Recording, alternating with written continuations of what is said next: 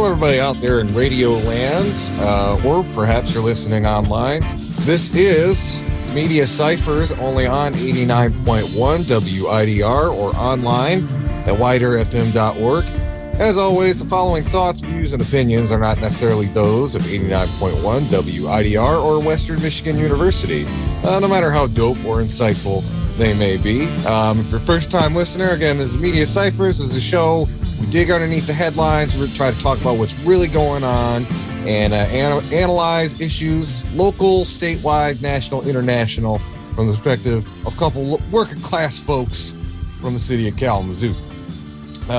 Joined today by my wonderful co-host Lawrence. Lawrence, how you doing on this kind of bright, sunny winter day?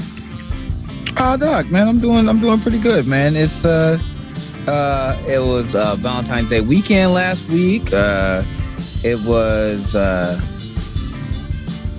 Super Bowl last week. Like it's been pretty good last weekend, and also you had the versus battle, which was fire. Anthony Hamilton versus Musiq Soulchild.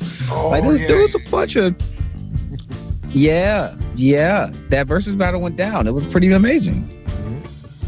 Yeah, and I'll just tell a quick joke about the Super Bowl. It was like, it's like, oh man, you had all like Dr. Dre and Snoop Dogg and Eminem, Kendrick Lamar. It's like, the Super Bowl usually like have some band for old people like the Rolling Stones. It's great that they did something just for us young people. And then about 10 seconds later, wait a minute. It's like we are now those people. It's our generation music. So yeah. Man. So I was like, yeah, that's what's up. I don't care. I've enjoyed Super Bowl when Bruno did it. I enjoyed it when Beyonce and Bruno and them did it. I enjoyed it when the Black Eyed Peas did it. I enjoyed the Super Bowl halftime show when they have dope bands, when they have dope music. I think like quick aside, I think my favorite one ever was when they had Prince on. But again, y'all probably not tuning in here. Let's talk about the Super Bowl. Oh, I think we will. Get back to it. I mean, since we're talking about it, we could jump in with that story. It's like we could jump into that story, talk about it. But no, my favorite is still of all time outside of Prince was Michael Jackson. I'm just saying, I remember watching that one, and that one hit different. But okay, so this is just a quick hit. We're not going to take up too much of y'all time. It's just a quick hit. So the Super Bowl happened, and the Super Bowl had a lot of controversy. If it was one of the greatest memes that's been happening now, which is 50 Cent now being referred to as $1 because of inflation, and also because he's gotten thick, because he's gotten swole. Boy, man's got swole. Kendrick Lamar, like, okay, so the people who performed, there was Kendrick Lamar, Mary J. Blige, Eminem, 50 Cent, Anderson .Paak was on the drums, Dr. Dre and Snoop Dogg. So there was some F the police language that was taken out and stuff like that I thought they should have still kept in there, but the Super Bowl told them that there's certain things that they couldn't do. But pointedly, Dr. Dre did still say that he still let me check. Don't mess with the police. Does not have love for the police. Go. Yeah, and K-Dot saying, and we gonna be all right. They hate Popo. They want to run us down and kill us in the streets for a show. Like those two songs, him doing Mad City and him doing We Gonna Be All Right, I thought was fantastic choices. But there was controversy over those statements and Eminem taking a knee. So there was a bunch of right-wingers that reacted to it. A lot of right-wingers complaining about there wasn't diversity on the stage, forgetting the fact that Eminem is one of the greatest white hip-hop artists of all time, and he was on the stage. But, I digress. They were saying there wasn't a diversity of music because there wasn't any rock and roll or country that was being played. And also, Charlie Kirk having the dumbest tweet in the world saying that the NFL is now promoting sexual anarchy because of the women that were dancing in 50 Cent's segment. Nothing to say about the cheerleaders on the side of the stage that was during the game that was wearing less clothing than the dancers. Correct me if I'm wrong, but like I recall many like white country and rock groups last few years that also had backup dancers. Like, what? Doc, wasn't it the dude from Maroon 5? Didn't he get like half naked on stage? I believe so. Yeah. Yeah. So like, you know what I'm saying? Anyway. I really think like Charlie Kirk's whole grift is just trying to like just funnel as much money from pearl clutching old people as he can. And I mean, it must be successful. The guy's got some money. So, but like, man, like that is just who thinks like that? I just want to know what sexual anarchy is, because remember, these are the same people who thought that WAP was destroying the country. Not the fact that that corporations are price gouging people, that we have protests across the country that's been ignored by mainstream media, that our government does not actually do the things that the people actually want when it comes to the actual polling of what Americans want. But the song WAP that was created by Cardi B and Megan Thee Stallion, though those black women's free speech was destroying the country. These are these type of people. But anyway, Charlie Kirk and the other right wingers, and also Kid Rock, because Kid Rock was saying some very disrespectful stuff about Eminem because of him kneeling. All of those people, please do the world a favor and do anything else except be on Twitter, Instagram. You know what? Go help someone across the street. You know what I'm saying? Go read a book. You know, watch a movie. There's a lot of things you can do except complain about a fantastic halftime show that was done by an R&B legend and Mary J. Blige and hip hop royalty. Stop it. Yeah, just a quick I mean, I think most of our Michigan audience knows this, but just a quick reminder, you know, Kid Rock's Detroit bona fides are lacking compared to Eminem's. You know, Kid Rock grew up in the suburbs of Detroit. His dad owned a car dealership. Eminem actually did grow up poor on 8 Mile and stuff, so... Right. One actually won the Rap Olympics and earned his stripes. The other one is the epitome of white privilege. They failed their way to the top. But, you know, it is what it is.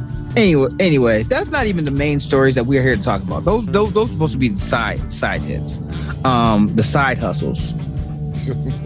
There's a few stories I want to talk about outside of, you know, police corruption. There's other protests around the world, corporations getting away with price gouging.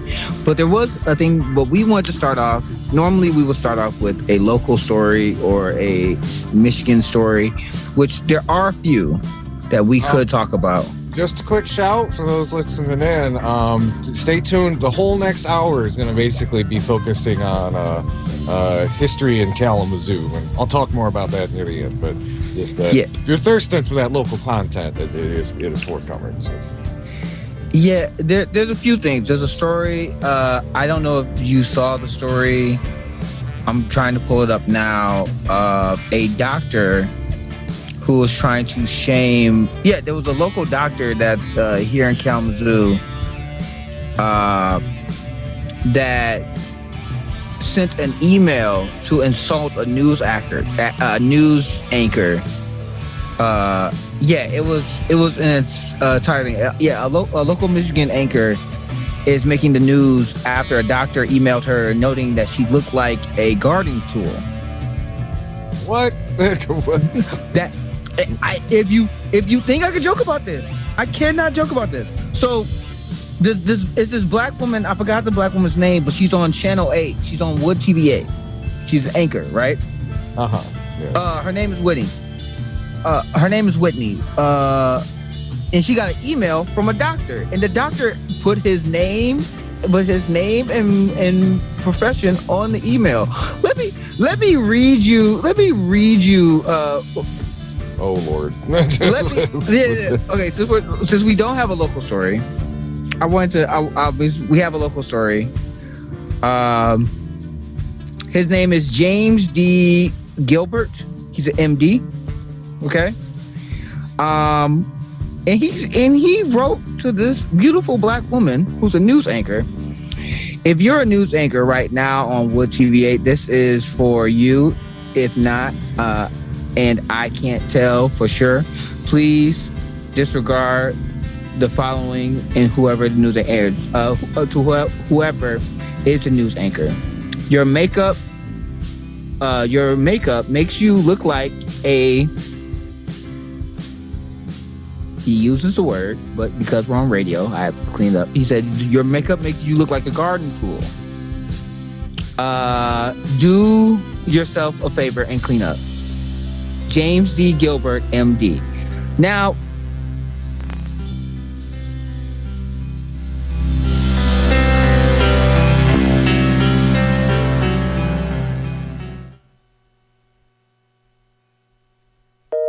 looking for new trails to explore? Asylum Lake is a 274-acre nature preserve that serves as a great research area for professors and students alike at WMU, while also being a great spot to hike. Entrances are on Winchell Avenue and Drake Road. Enjoy the adventure.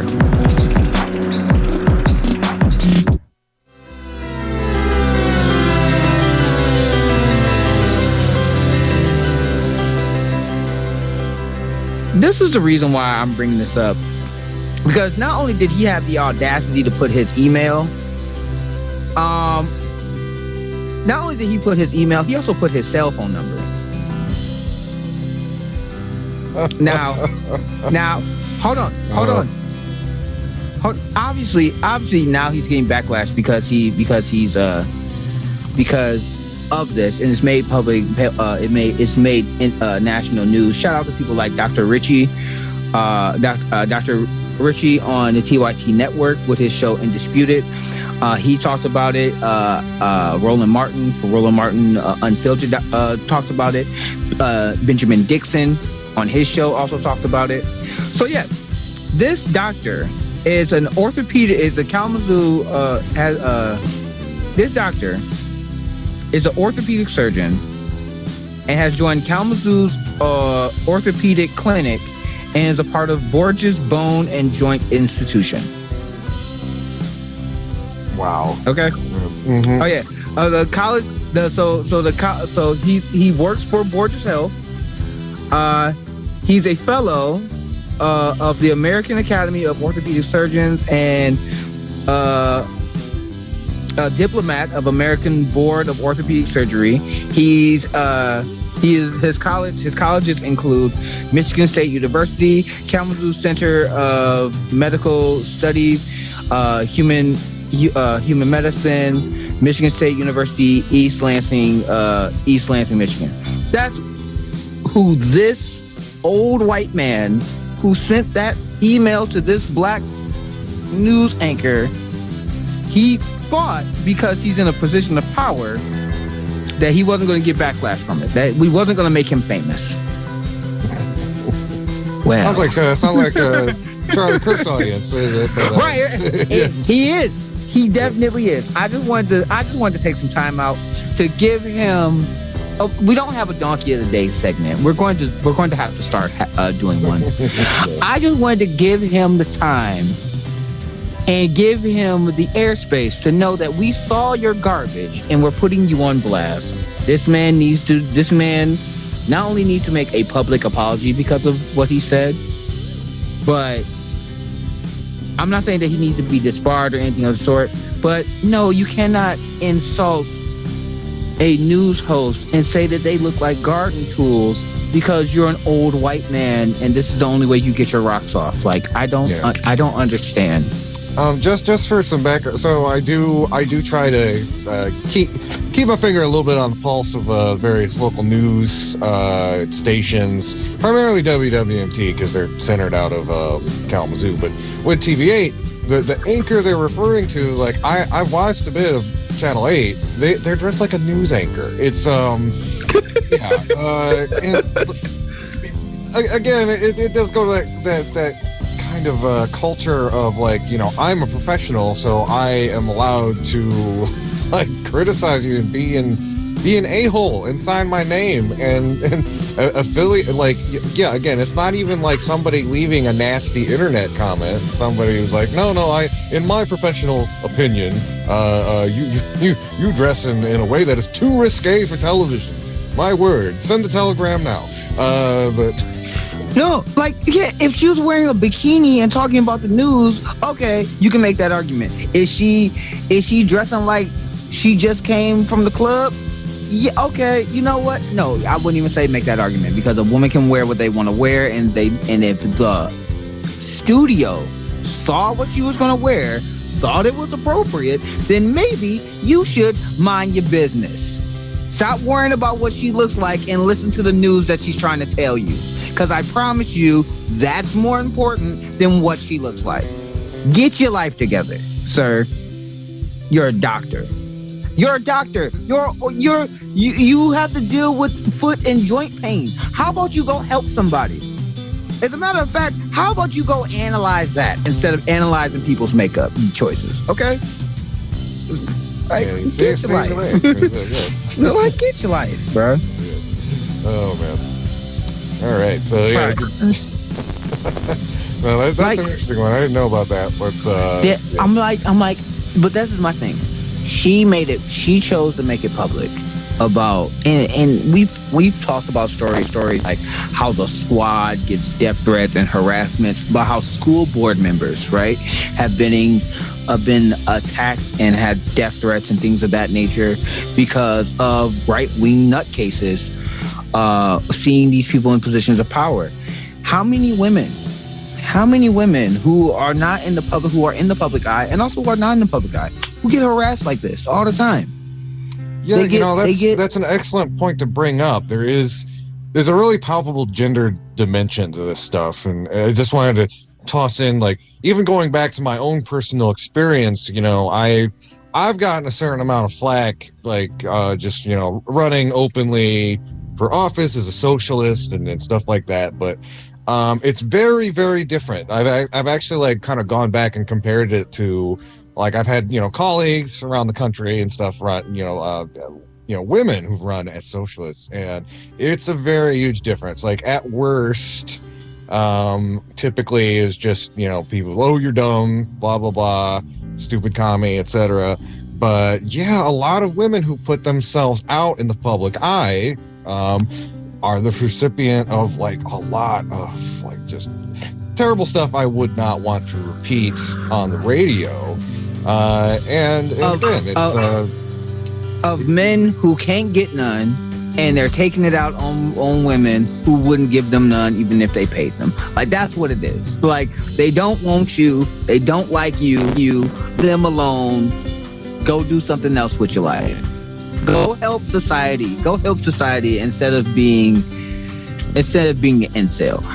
You're a doctor who makes more money than the average American, and you're still an incel. I don't understand. I don't get it. I don't get it. Stop it. Get your life together. Well, maybe you can go next time there's an incel punk show in Kalamazoo. Oh wait, no. Oh right. Yeah, that's an old story, but I had to reference it. Okay. Okay. So we're gonna move on to that. Move on from that. That's our one of our local stories. You can look up that story on Wood TBA. You can look it up on Undisputed with Dr. Rashad Ritchie. Benjamin Dixon also talks about it on the Benjamin Dixon show. We'll put a link in the doopy doo to give you more details about the show. So we do want to talk about this. There's a lot of garbage news that we have to cover. But do you want to talk about a success story, a good thing? Oh, sure. Yeah, good news is always fun, a little uplifting. All right. Let's talk about the good news. Let's talk about a thing that happened that was good. It's been 9 years since Sandy Hook. Okay? It's been 9 years since kindergartners, teachers, and other people who was trying to protect them were gunned down. Right? Mm-hmm. So there's been a landmark settlement. Let me I'm trying to pull it up now. This is NBC reporting this. Relatives from 9 victims of Sandy Hook Elementary School massacre has reached a record $73 million settlement with Remington, you know, the gun manufacturer, concluding a settlement that saw the gun manufacturer for the first time facing liability following a mass shooting in the United States. The landmark victory comes after a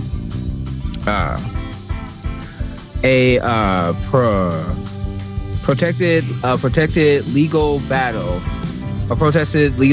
over how Remington marketed the Bushmaster AR-15 rifle, which was used in the December 12th killing of 20 first graders and 6 educators in Newtown, Connecticut. The gunman fatally shot his mother before the elementary rampage, then killed himself. So, not 8 years, right? Now, when you're a kindergartner, right? You're what? 6? You're 6 years old? Well, 6, 7. You're about 5, 6 years old, right? Or maybe, or are you older than that? Are you at 5, 6, 7 years old, right? Yeah, around about 5 or 6, yeah. Right. That was 8 years ago.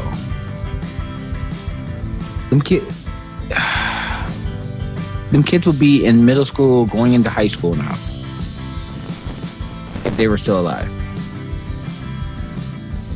Like, and this is the thing that makes me that's why this is a success story. Most of the time, and because of legal standing, and also because of the NRA and a lot of lobbying, gun manufacturers can advertise guns like they're doing now. There's gun manufacturers now advertising a smaller version of the AR-15 to children, to minors. I forgot what it's called. I recently saw it on YouTube. The advertisement of this smaller version of the AR-15 that minors could use. And now they're going to be held legally liable. Now, I want to remind everyone, we have a mass murder, a mass killing in this country. That's 4 people shot and or killed by a gunman. We have that almost as a daily occurrence in this country. Now, there are multiple factors for why violence, especially gun violence, has gone up. We could talk about the socioeconomic issue that we have in this country, which pushes people into desperate situations when they can't find jobs, they can't find housing, they can't find food. We could talk about people who are mentally ill, like the shooting that happened here in Michigan with the young student that had violent impulses. The teachers knew that he had violent intentions. His parents knew that he had violent intentions, and they bought him the gun anyway. And he was saying, I can't stop these thoughts, please help me. And then he went on a school rampage. Like, we could talk about like when we talk about not just this shooting, but also the mass shooting that happened in Las Vegas, right? With a dude who shouldn't have had the weapons that he had in the first place. But this is the first time that a gun manufacturer is now being held liable because of not just how they're marketing, but the fact that gun show loopholes and things of that nature, and that how they chose to sell the weapon, advertise the weapon, and how we shouldn't have the weapons on the city streets. Now they're gonna have to pay for selling weapons of murder. I'm okay with it. You know, one thing I really wanted to respond to, the whole marketing angle of this, because I think that's really something important to maybe dive a little deeper into. So it's important to recognize that the meat and potatoes of that suit talks about the way that these gun manufacturers pitch and sell their products. And I think you really hit the nail on the head. Not only like kind of the whole like Joe Camel tongue-in-cheek pitching these things to younger people saying, but also the fact that it's like I remember so like I grew up, my dad like NRA white woodsman guy, and we get these gun magazines in the mail. And something that I remember, and this isn't just anecdotal. You can look at this, but the kind of the methodology or types of advertisements you would see for guns, even in the 90s, and things are still pretty reactionary back then when it came to gun culture. But there's been a huge shift from saying like we are directly advertising these. This is for your next big hunt. Blah blah blah blah blah blah. And you've seen this sort of militant edge creep up in these advertisements because the gun industry in America knows that they can increase their profits by freaking out consumer base by saying, hey, they're going to take away their guns. So in a very sickening way, anytime there's a mass shooting event in America, it becomes kind of like a fire sale event for them. They can, basically make their base hyperventilate. All the guns are going to get banned. We're going to turn it into a totalitarian state. Come down to your local gun shop now.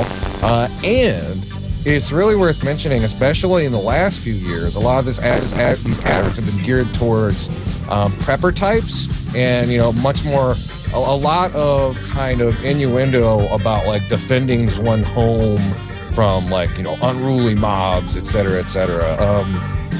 This isn't Remington, but there was this magazine. The name of it escapes me now, but it sells a lot of like, personal, body armor and firearm accessories and stuff.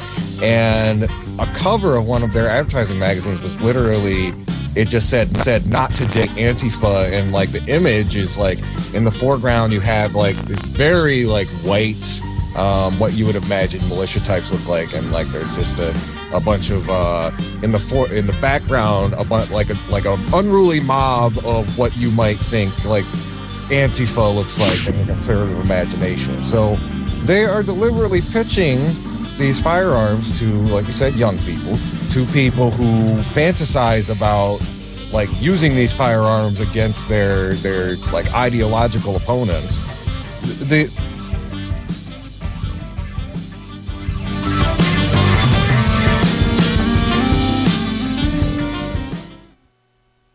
Ladies and gentlemen, may I have your attention, please? Make sure you follow us on Instagram to keep up to date with what's going on here at Wider. Also, check out our website, edited weekly by some of our amazing staff. Online at widrfm.org.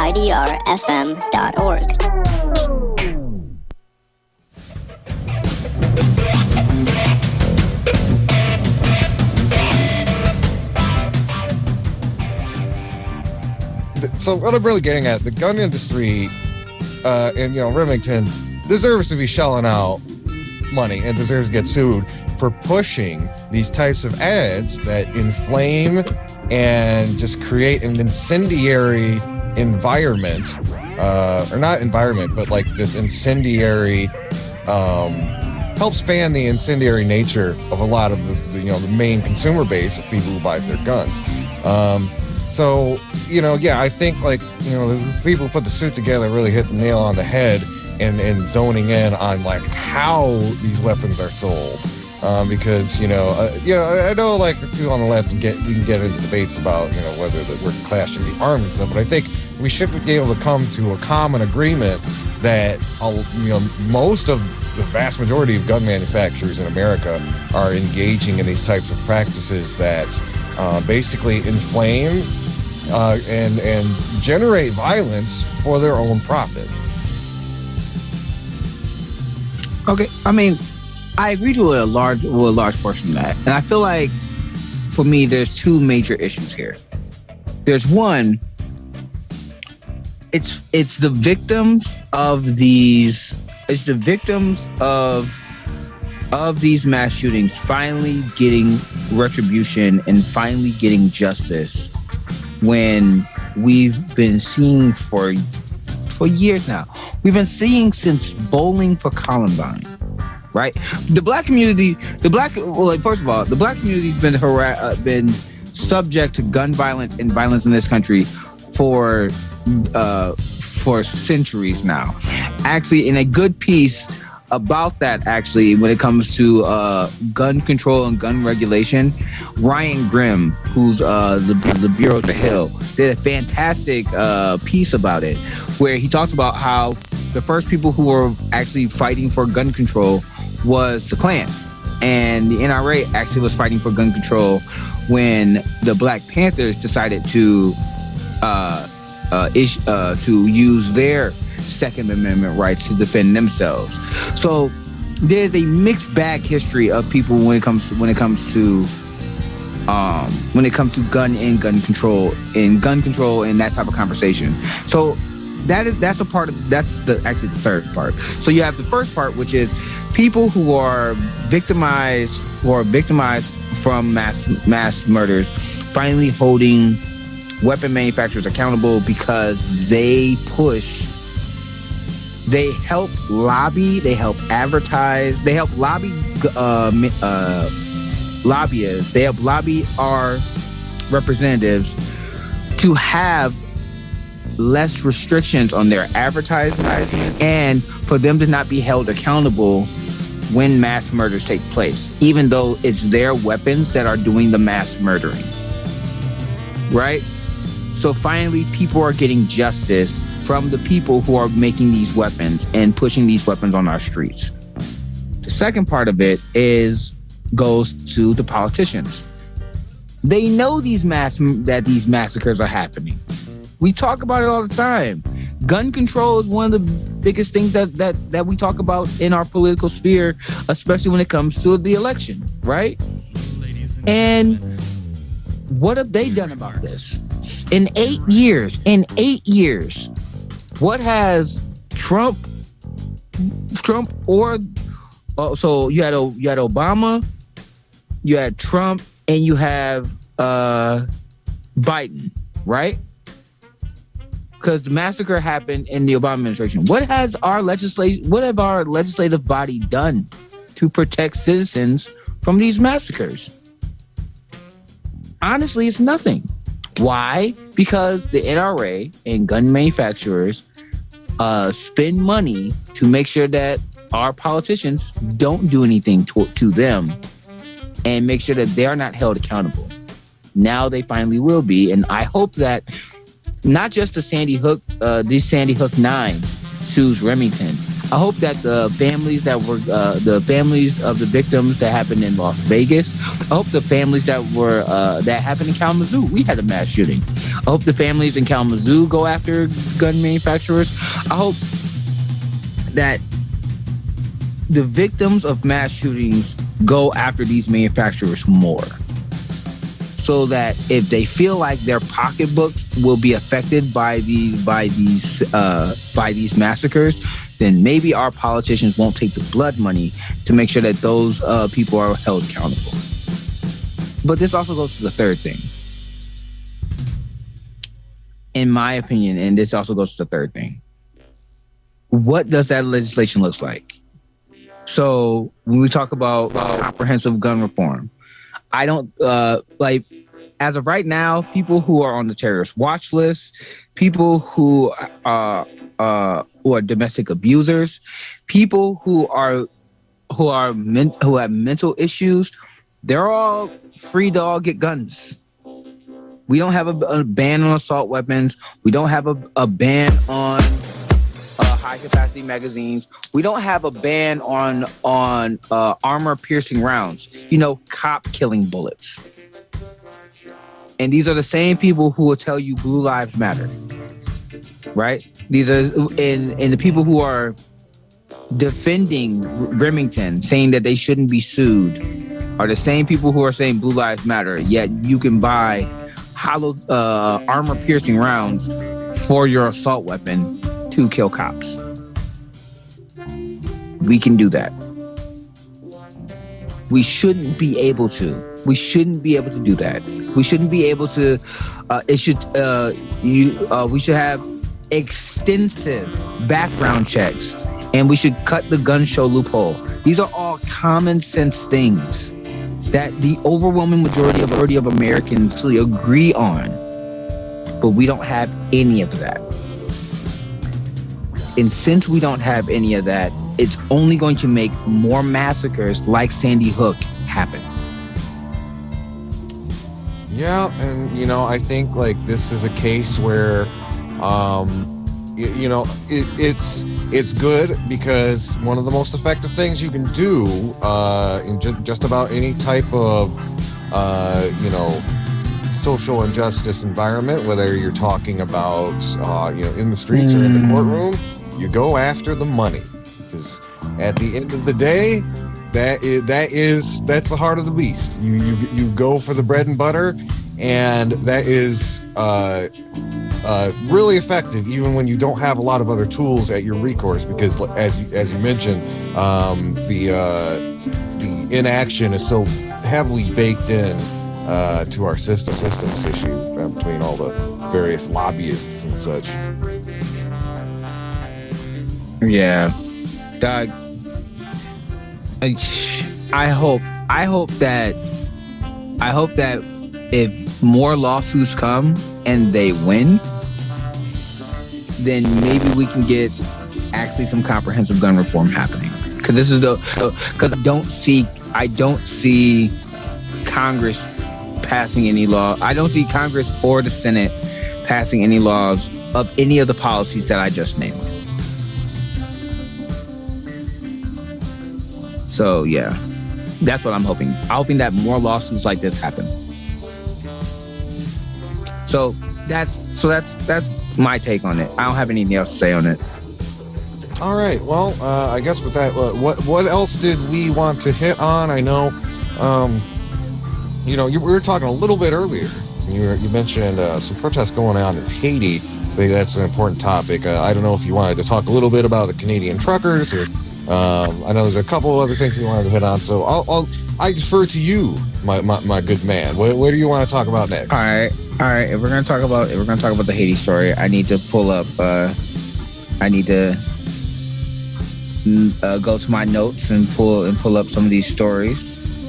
All right. While you're doing that, I can just give a quick little thing, everybody out there who's listening. Just wanted to let you know there's several ways you can listen to our show. We broadcast every Tuesday on 89.1 WIDR from noon until 2 p.m. So you can tune in on the radio, 89.1. You can also listen live at www.widerfm.org. Also, go subscribe to our YouTube page. Every episode that we do on the radio, we upload that onto our YouTube page. You can hear it just as it sounds on the radio. And then we also have a podcast where we put together kind of the best of our week in, week out radio material for your listening pleasure. And that's you can find that on Podbean, and you should be able to search that on most podcast platforms that you have on your phone. You can download it and listen to our political wisdom while you're on the bus, while you're at work. Maybe you can try to organize your fellow employees, that kind of thing. But yeah, as I said, those are many ways you can check out our show. Please tell your friends who live here in Kalamazoo. That's the lifeblood, having engagement and having listeners here in the community. Because again, we're trying to do, and we have been doing since 2016, a show where we try to bring that kind of like left working class analysis to the local context, and it's all possible because of listeners like you. All right. So yeah, I guess Lawrence, did you want to talk about Haiti next, or should?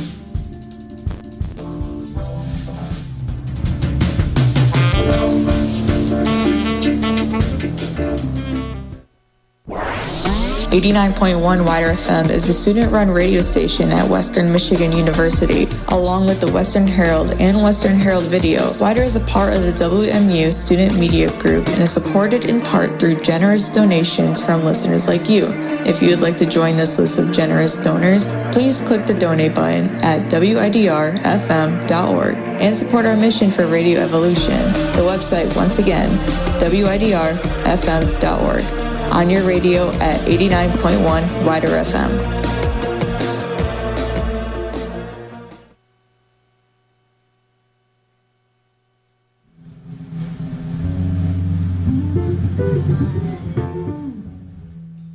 Sure. All right. Sure. This is coming. I have a few things. Is you have the Guardian talked it. So did the AP. Talked about some of the protests that's been going on in Haiti. So basically, they're basically sweatshops. That's what they are. They're textile clothing places. They're sweatshops. And this is coming from the AP.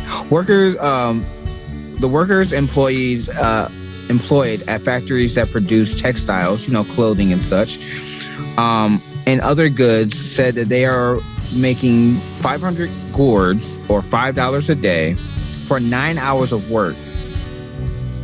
9 hours of work, and they are seeking a minimum of 15,000 gourds or $15 a day. And that's what they're demanding. That's what they are fighting for because of inflation. So in Haiti, just like in America, inflation has happened where the price of goods have gone up. The prices of workers have not gone up in any way, shape, or form. Just like in America, wages haven't gone up since the 80s. These wages, the same thing that was going on in Haiti. Now, you're probably wondering, what places in Haiti what places or businesses are they are using this labor, right? So this is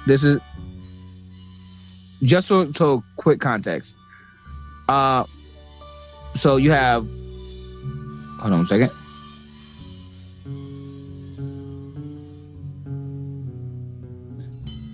So companies like Walmart, Hanes, Gindan are using these sweatshops to make their products, and most of the products, like for example, if you was to buy a T-shirt at Walmart, it would cost $6 to $7 roughly, right? The average wage of one of these employees are less than $5 a day. Some make less than $3.50 a day, working 9 hours in a clothing shop, and they can't even buy the clothes that they're making. Does that make sense? Like it. This is the issue. There's been many multinational corporations that have used labor from countries like Haiti and other, not lesser countries, but countries like Haiti and other poorer countries, and using them as cheap labor. We also do the same thing to inmates in our prisons, right? We have them work for cheap labor. This uprising has become worse because of COVID. Like this is the reason why they're protesting, because their goods that they need to buy, food, water, make sure they pay for housing and things of that nature, all that has gone up, while the majority of their pay hasn't. Now, I didn't hear about this story until I saw Democracy Now! Shout out to Democracy Now! Also, shout out to the Young Turks and some of the other networks that I heard about it. But it reminded me of the coal miners' protests or the protest that happened that was happening with that happened here in Michigan, right? The cereal protest, the Kellogg protest, right? Or the Starbucks protest. I didn't hear much about these stories until I had to go to alternative outlets because they weren't talking about them on mainstream media. And I felt bad about it because I'm like, whoa, this story's not getting any type of attention at all. Or if it does, and I think we did a piece on this several months ago. You'll have corporate outlets who are kind of doing a both sides thing, really kind of deferring and trusting the word of the corporation that the strikers are protesting against. And also, and I'm glad you said that, because that also goes to the other main issue. If they're saying that their protest is saying that these multinational corporations, Hanes, Walmart, all those corporations should be paying them an actual living wage, right? It's funny. How is it that Americans are asking for a living wage? Our disenfranchised people in Haiti is also asking for a living wage from a company that's worth billions of dollars, that can give not just the people in Haiti a living wage, but also give Americans a living wage. But they're refusing not to. They're fighting their hardest to not do so. Yet the same corporations that advertise, that help Walmart advertise, same media, this is my critique of media, same media organizations that help Walmart advertise don't talk about these protests. Oh yeah, 100%. And I hadn't heard a whole lot about this story either. And I usually try to look, dig a little bit deeper than the average Joe. So it's another story about workers from either like Haiti or I think another good example, there's a huge general strike in India late last year, and it was basically just a total media blackout here in the United States. So when workers are trying to get better conditions, particularly in parts of the world that many U.S. capitalists use and abuse, then it usually doesn't end up trickling up into coverage here in the United States mainstream media. But did you want to know? But you want to know a protest that I did hear a lot about, that I did hear bits and pieces about? I bet you heard about a lot of the protests that's happening in Canada. Oh yeah, that's been all over the news. And oh my God, these nutcases. Yeah, it's funny. The nutcases. Okay, I shouldn't say the nutcases. For those who do not know, there's the protesters of truckers that are in Canada. They're protesting that Canada lift the mask mandate so that they can, help spread COVID internationally. I shouldn't say it like that. I mean, they do not, right. But they do not agree with the mandate, with the vaccine mandate that Canada has put in place. So these truckers have been blowing their horns all throughout the night. They've been blocking intersections, all this wonderful stuff. And it came to my attention when Justin Trudeau actually wanted to do something that I do not agree with. Justin Trudeau and Canada and some of the ministry in Canada, and this was shout out to Secular Talk and some of the other people that had covered it. They're trying to fight back against the protesters. They've been fighting. They've been using kid gloves on the protesters, so they're cracking down on them. They use the emergency. There's an emergency act that Canada's doing because some of the protesters that are part of the protests in Canada have been waving neo-Nazi flags. They've been waving Confederate flags, and they've also been attacking some of the people who live in the area that they're protesting in Ottawa, right? Yeah. Now, Well, no, wait. Do you mind if I just interject real quick? Because I know where you're going with this. I did want to provide just a little bit more context. So, because again, this the mainstream media has been covering this with a very kind of neutral edge. It's like, oh, this organic movement of protesters has popped up who don't like the masking rules. And it's worth pointing out, at least 90% of Canadian truckers are fully vaccinated, and most participants in this convoy involve truckers who are largely independent, i.e. they're owner-operator truckers. They're generally wealthier and better off. They're, if you want to use the Marxist terminology, they're petit bourgeois. And most of their funders come from these right-wing action groups, which, again, some of them have ties to groups like QAnon and some more overtly fascist groups that, peddle in Islamophobia, xenophobia, etc. One of the dude that organized, I'm sorry to interrupt, but I'm glad you said that, because there was a video of the guy who organized, who was the person who started the convoy, who helped create this convoy protest in Canada, and he literally came out and said that the issue is that they want to destroy the white race. They want to destroy Anglo-Saxon white people. He literally said that. That's neo-Nazi, QAnon, nutcase ideology.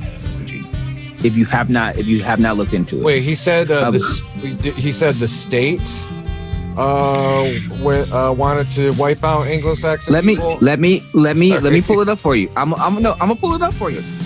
Shout out to the Majority Report. Because they are in the Humanist Report, because they both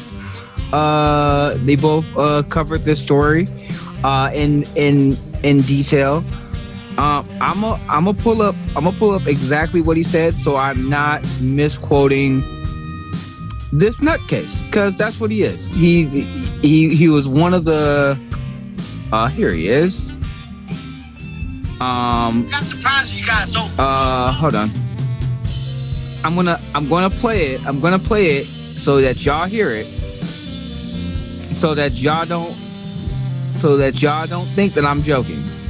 A content warning. We're about to play some right-wing nonsense on the show. Content warning. Content warning. This dude is nuts. Now, what it is the part of the depopulation. And a lot of people don't understand what that means. And what there is there's an end game. It's called depopulation of the Caucasian race, or the Anglo-Saxon. Did y'all hear that? Did you hear that? So yeah, we got so that's a white genocide idea, which is all right, so a lot of neo-Nazi far-right people peddling this idea that other social groups are going to overtake white people, and that somehow constitutes a genocide. Yeah, but go ahead, Lawrence. Yeah. Oh yeah, his name is Pat King. You can look it up on YouTube. And he that was in 2019. That he's one of the people who created this blockade convoy. His name's Pat King. You can look it up. The video is still on YouTube.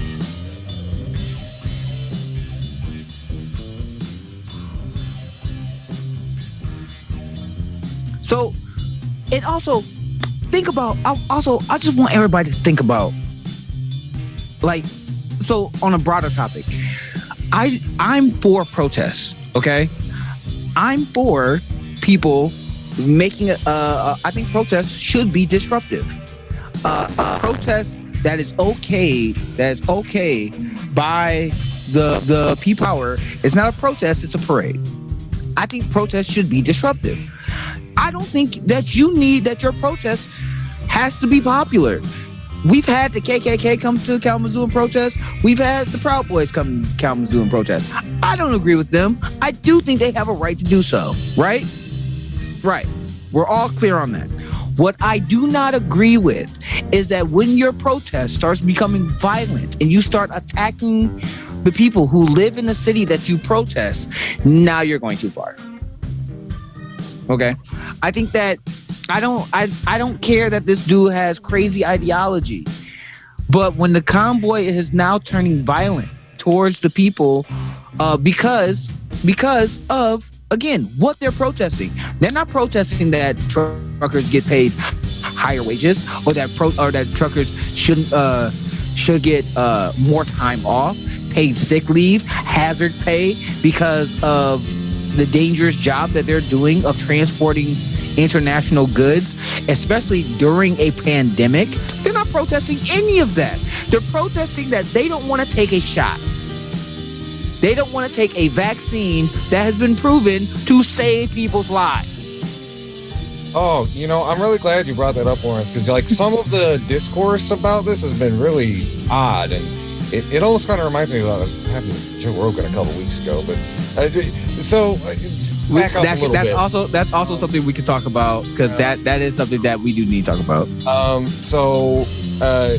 Just to back up a little bit, some of the discourse on the left has been like, oh, these are workers, these are truckers, and they're having a protest, and if we shouldn't, if not outright support it, we should try to like listen and understand it because they're working people. This is even like come from people like Richard Wolff, who we've talked about on the show, great Marxist economist and stuff.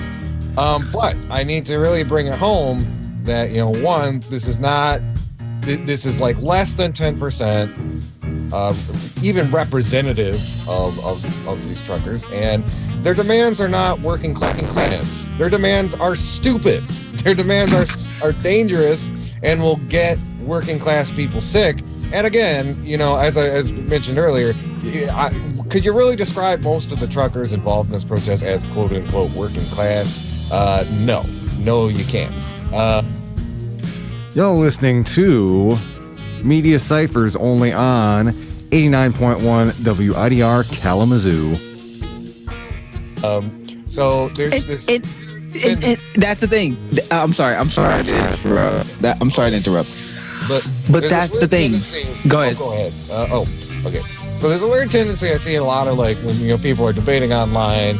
Left people debating online. They're like, oh well, hey, if there's like if it is some sort of like organic protest against the state, we should give a baseline level of understanding. And it's like, no, you have to focus like what are they actually protesting about? And in this case, the thing that these truckers are protesting about is stupid and will get people hurt. Go ahead, Lawrence. I agree to everything that you just said about how, yes, they're not doing class solidarity. They're not doing anything that's going to actually help people. They're going to do things that's going to get people killed. I think that even with all that, I don't, even with all that, I want to give y'all some, I want to give context, right? Because Tucker Carlson talked about Trudeau's using the Emergency Act to declare what was going on in Ottawa a state of emergency, right? And he compared it to Stalin. Tucker compared what Trudeau did about how we need to make sure that this convoy doesn't get too out of hand. He compared it to Stalin. Stalin killed 25 million people. Justin Trudeau, and I don't like Trudeau, but Justin Trudeau saying, hey, yo, convoy, yo, y'all are hurting Canadians. Y'all are being violent. You're doing the most right now. We need y'all to calm that down a little bit. Y'all can still protest. You can still protest legally, but y'all doing the most right now. Calm it down, right? I want to remind y'all what the same type of rhetoric that these same right-wingers were saying about Black Lives Matter, or when indigenous people was protesting a pipeline, or Occupy Wall Street. You remember any of the rhetoric that they were saying about them, about how these people are terrorists and they should be that we should send the army in against them. You may were saying that about Black Lives Matter. Remember how we have laws in Florida and in Wisconsin now that if people are protesting on the highway, that people can run them over?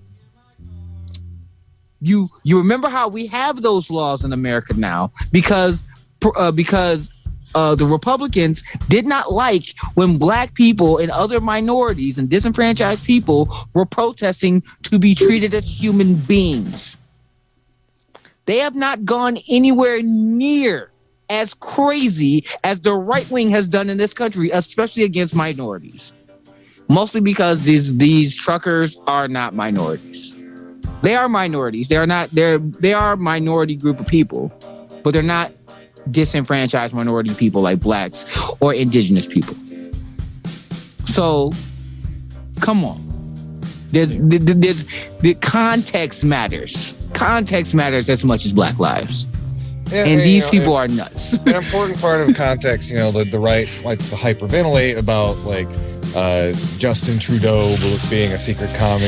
There's these funny right-wing conspiracy things that are trying to say that Justin Trudeau might be a secret love child of Fidel Castro. Wait, what? What a disappointment! Oh my god! Wait! Is that a real thing? Yeah, well, that's something that some of these people believe. I'd say most people have sense. Yeah. I got a headache. But I did want to point out the Canadian government, there's this hyperventilating about what they might do or not do in response to these right-wing truckers. Let's not forget that, just within the last year and couple of years, the Canadian government has brutalized Indigenous protesters all over Canada. To a level I'd say is equivalent to Standing Rock or something. So I don't see riot cops beating these truckers up. So I don't see them doing what they did in Philly and in Chicago, where they were just bagging up people and putting them in minivans and just taking them off to do God knows whatever. I don't remember them saying or any. I do not see them use the same tactics that they've used on minorities, indigenous people, or whatever, on these truckers. In my opinion, they're treating these truckers the same way that Americans treated the January 6th kids. That they can do violence and then go home. Mm-hmm. Pretty much, yeah. All right, so I think with that, Lawrence, the next section of our show, I'm going to be doing an interview with Jacob Pinney-Johnson about some local Black history in Kalamazoo. But any other thoughts, Lawrence, before we wrap things up? There are a few stories that we didn't get a chance to. Biden inflating the military budget, which is another story that we need to talk about. There's been some police corruption stories that we definitely need to talk about. I was going to say we could probably hit those later this weekend and also add them on the YouTubes and Facebooks and stuff. But yeah, we have a bunch of more stories that we need to talk about. All right, I think so. For now, keep your dial locked. This is Media Cyphers only on 89.1 WIDR or online at widerfm.org. You can check out our content on our YouTube page, and please check out our podcast. We share it out, and it's on Podbean. Should be searchable on most platforms. That's Media Cyphers Kalamazoo. Anyway, keep your dial locked. This is your only Media Cyphers, your only source for political revolution.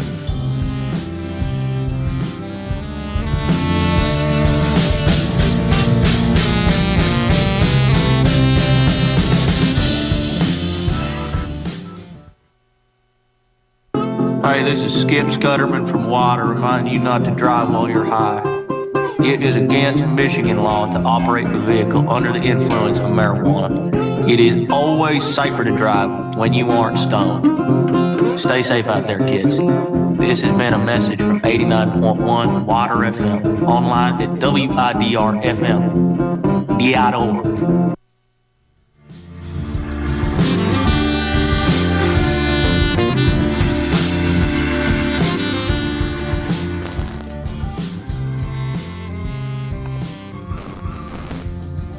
Hey, everybody out there in internet or radio land. Again, this is Media Cyphers, only on 89.1 WIDR, or perhaps you're listening in on the podcast.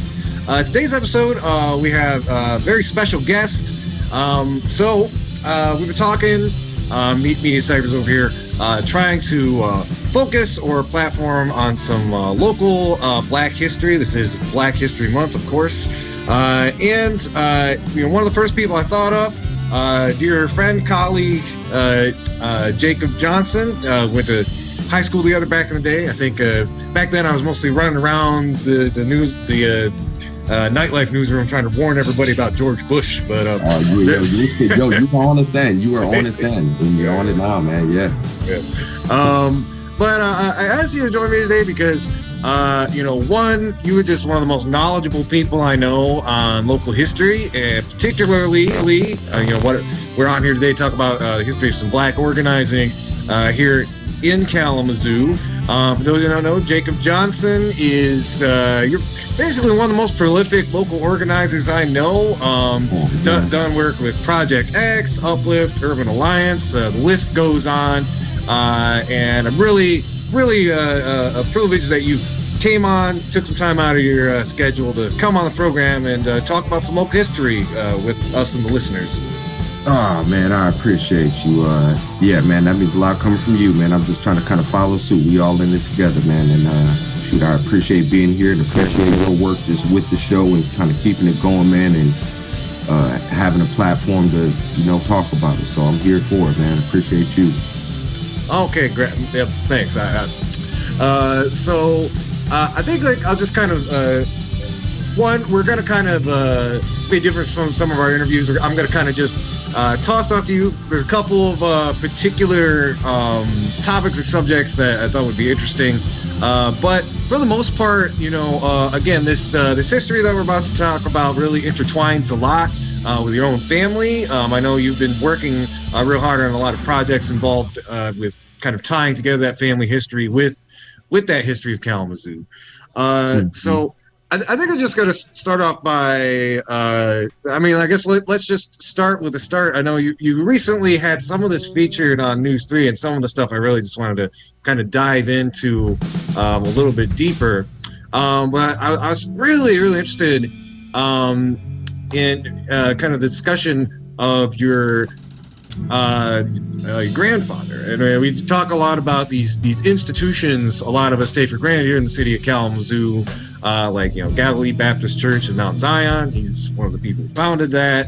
And then also that I'm very interested to hear that they were also involved in starting a local Black newspaper called Focus News. And I've got a question specifically to that. But I was wondering if you could just tell the folks a little bit more about your grandfather, who he was, and his kind of role in the Kalamazoo community. Oh, man, appreciate you. Yeah, so, honored to even be talking about it. So, again, my name is Jacob Mabry Pinney-Johnson, and I'm actually named after my grandfather. So, my grandfather, who I think you're talking about, is Mabry Johnson, and he made his way to Kalamazoo probably in, I'd say, around the 1940s-ish, 1930s maybe, actually, around the early 1930s, could have even been before that. And so, he married into a family that was actually already here. So my grandmother's side of the family was actually in Kalamazoo since 1915. So a lot of history in terms of family. And probably similar to a lot of other Black folks, my grandfather Mabry made his way up to Kalamazoo through what they call the Great Migration. So he was born in a small town called Okolona, Mississippi. And just to talk about my grandfather, his story again is similar to a lot of African Americans in the nation, specifically who made their way north through the Great Migration, but also to places like Kalamazoo, Michigan. And so my grandfather's story is, he was born in Okolona, Mississippi in 1903. So coming up before the Great Depression, you can imagine a small town in Mississippi in 1903. When he became a teenager, he become a little outspoken. And the story that I've been told is his mother basically forced him out of the small town in Oklahoma, Mississippi, due to some of his, being a young teenage man and being outspoken. But being outspoken back then in Oklahoma, Mississippi will literally get you lynched. And so his mother dressed him up in a dress, in a wig, in heels, and sent him on the train. The next train out of town is kind of the story that I've been told of my grandfather Mabry. And so him, like hundreds of other African Americans, made their way north. He made a couple stops, but eventually found his way to Kalamazoo. And part of that story is due to the paper mill. And so from what I hear is that work and line of work was a good, decent paying job that you could get where there wasn't a lot of injury. So as opposed to, Chicago or maybe Detroit, where you had to work on the line and you're working on, Ford Motor or whatever, there's a lot more chance of injury. The story my grandfather gives is the paper mills, he wasn't liable to get his hurt. And so he worked as a janitor for a while for a local bank, and was a founding member of a couple Baptist churches, so Mount Zion Baptist Church and Galilee Baptist Church, which are both pretty prominent African-American churches in Kalamazoo, which very much have ties to the South. My grandfather was deep in those churches, and he was an organizer to a certain extent, or, an upstanding man in the community. And you had mentioned Focus newspaper, and so Focus newspaper was I'll say a multiracial initiative, but it was a Black-owned and operated newspaper. So there was the Focus newspaper, and then there was also a newspaper called it might have been called the Kalamazoo Weekly Star. But they were both African-American owned and operated newspapers in the 50s and 60s in Kalamazoo. My grandfather Mabry was a distributor of the Focus newspaper, and so they were highlighting a lot of local issues, specifically with regard to the African American experience in Kalamazoo. And so a lot of what they were talking about was the racial tensions and racial dynamics in the city, and kind of exposing and shedding the light on that. And that was in like the 50s and 60s here in Kalamazoo.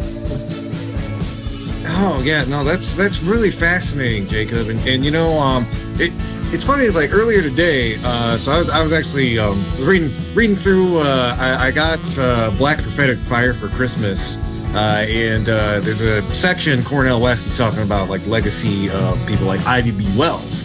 And it had me thinking about like just kind of the intersection of like the necessity of having a community resource, some community journalism that can actually speak to the problems of what is going on with a marginalized population. I was wondering if you maybe just like talk a little bit about why that is so important, and just again, a lot of people don't know that these independent publications were around back in the day, but particularly like the importance during that time of having kind of an independent paper of record that the Black community and the working class community could really turn to. Yeah, well, I think it's as important then as it is today, and it's really about kind of controlling the narrative. And so it's a shame that it didn't live on until today. But controlling the narrative and having an independent news source is always a must, and that includes on a local level. MLive News Channel 3 today, they don't necessarily cut it. And so the fact that folks were organizing and had, news editors, had folks kind of in the field who were gathering stories of what was going on kind of in different parts of the city, specifically through the lens of African Americans in Kalamazoo, is super important. And so I believe some of those have been archived, through WMU. So if you Google Focus newspaper, you should be able to pull up a couple old copies. And it's interesting to see some of the headlining articles. One of the old copies that I have, literally the headlining article is area agency discriminates on Northside residents. And it's talking about, the trash company and how they weren't picking up trash in certain neighborhoods on the north side. And, you know, a whole article kind of exposing that.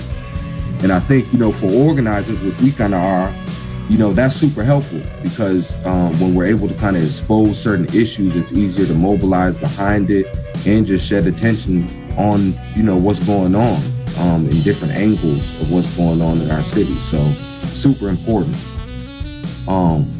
And yeah, so, you know, and it kind of goes back too. I think there's different angles to it, right? Like when we talk about local news or narrative or journal or documentation. So my grandfather was a part of, you know, local publications, Focus News, Kalamazoo, Weekly Star. But my great-grandmother, so my grandfather married into a family, my great-grandmother, again, who was here in Kalamazoo, you know, as an African-American woman in 1915, was also a pretty prominent woman. Her name was Lulu Margaret Williams. And so she was a part of an interesting publication that is called the Michigan Manual of Freedmen's Progress. And that was published in 1915. Another name for it is Negroes in Michigan History. But basically what that was is, and again, that's also archived through WMU, and you can find it on Google, Michigan Manual for Freedmen's Progress. It was published in 1915, and basically what it was a documentation of 50 years post-emancipation, the ending of slavery, and documenting how quote-unquote Negroes or Black folks in Michigan were faring off. And so the governor basically of that time, you know, assigned or, you know, connected with local organizers, commissioned local organizers to help pull data together around how African Americans were doing. My grandmother was one of those for Kalamazoo County. So, but then again, you know, thinking about that being commissioned by the then governor, you know, it seemed like from what I read, he had good intentions. You know, depending on who's publishing these, you know, these sources of information, that matters also, because, you know, there can always be a spin, and I think that's important also. And so, you know, thinking about local history, I'm thankful to have family legacy to kind of lift up and to be able to look at. But I'm also interested in super, you know, wanting to lift up just the Black radical tradition in general, and totally realize that that takes a analysis of like understanding contradictions and being able to kind of see the whole picture. You know what I mean? So I'm like clear of that, even with some of my local family, that there was also some class issues even back then. So even when we talk about the, you know, early 1900s, even in Kalamazoo, Michigan, you know, there was a thing called the Talented Tenth. And so W.E.B. Du Bois would talk about the Talented Tenth and how there was just this class of African Americans who were supposed to kind of take us to freedom. And they did that by kind of appealing to white dominant society by their mannerisms, by their dress, by their, you know, kind of ways of living. And so, like, I just want to be clear about that also. Yeah, no, like that is a really important thing to bring up. And, you know, I think throughout, well, you know, the mid-century civil rights movement, we see that tension come time and time again, you know, kind of either like differences in strategy between, you know, people, you know, from a more middle-class background, working-class Black folks, the rise of kind of working-class militancy. Again, you'd see stuff like that a little bit further to the east. League of Revolutionary Workers out in Detroit, you know, really married industrial unionism with a very like radical Black critique. And I guess that there's a figure that you brought up that I definitely do want to hit on that I think kind of goes into this, but I don't know if I necessarily want to jump ahead because I know there's some important history to talk about One of the more fascinating incidents talks about, your excuse me, your father, being a Vietnam vet, his participation in NAACP, and then the strikes that happened around the Van Avery drugstore. Because what I find fascinating about this stuff is like even a lot of really educated folks in Kalamazoo, or even people who are really educated in history or leftism, wouldn't necessarily be able to explain or have a good few examples on hand of like what was going on in Kalamazoo during kind of the civil rights period. So I was wondering if you could talk maybe a little bit about your father, and also kind of go through the history of that particular boycott, why it happened, who the players were, and kind of how that resonates even with a lot of issues we have today. You talking about garbage pickup on the north side. I think we were running we either ran a story last week or this week about graphic packaging. So again, a lot of these things continue on to today, but I think it's a really good example of a particular action that took place in Kalamazoo that's worth looking at. So if you could maybe spend a little bit of time talking to folks about that. Yeah, most definitely. Appreciate you bringing it up again, Andy. So my father, David Johnson, was a Vietnam veteran, combat veteran, and a local civil rights leader or activist. And so my father was born in 1945. Again, remember, his father, Mabry Johnson, born in 1903 in Oklahoma, Mississippi. My father, David Johnson, born in 1945 right here in Kalamazoo, Michigan. When he was a senior at Kalamazoo Central in 1963, he was also the youth chapter president of the NAACP. So he's the NAACP youth chapter president, along with his best friend or comrade, who is the vice president, Walter Jones, and a good friend, Lois Fisher. And so in 1963, you can imagine what was going on in America. Martin Luther King was on the rise. A lot of civil rights actions going on around our nation.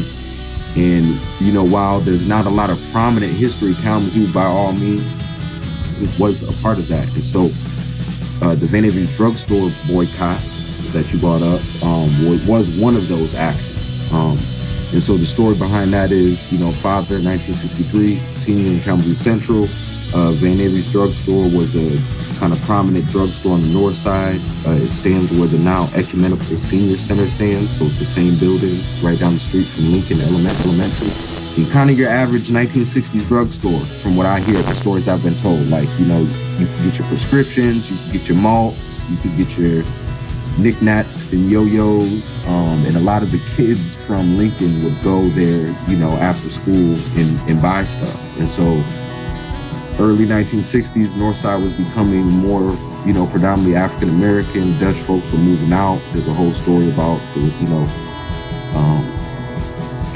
white folks moving out of the Northside. But long story short, Van Avery's clientele was, 85, 90% African-American, from what I hear and understand. And the push of the local youth chapter of the NAACP was to get youth in the city jobs, specifically youth of color, African-American youth jobs. And so my father, along with, his friend Walt and Lois Fisher, went in and asked for application at Van Avery's drugstore.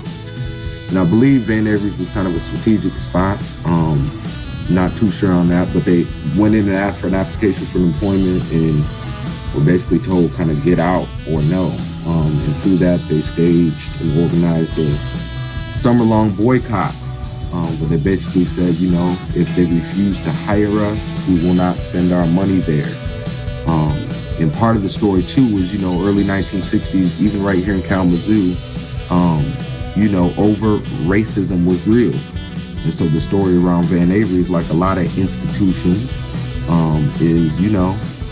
there will be minor stuff, be in line and a white person comes in behind you and they get waved to the front of the line type of thing. And so that was common practice at Van Avery's drugstore. And from what I hear, a lot of other, stores in Kalamazoo. But the youth organized a summer-long boycott. And different than a protest, boycott basically saying, again, we're not going to spend our money there. And through that, some negotiators kind of had, some adults came into the picture and tried to kind of, take over. But the long end of it is the store ended up shutting down. And some people say youth of color found getting jobs a little bit easier in the city after that boycott. And so that's kind of a prominent, story of civil rights or civil rights action in Kalamazoo.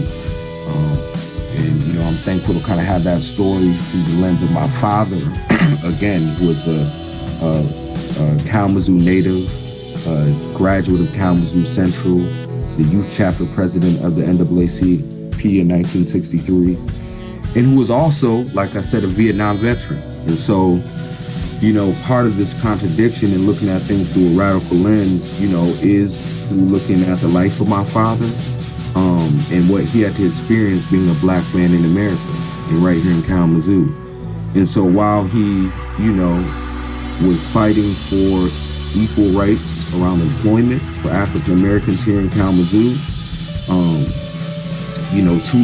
3 years later, he was drafted into the Vietnam War, again, like a lot of other young men in that time.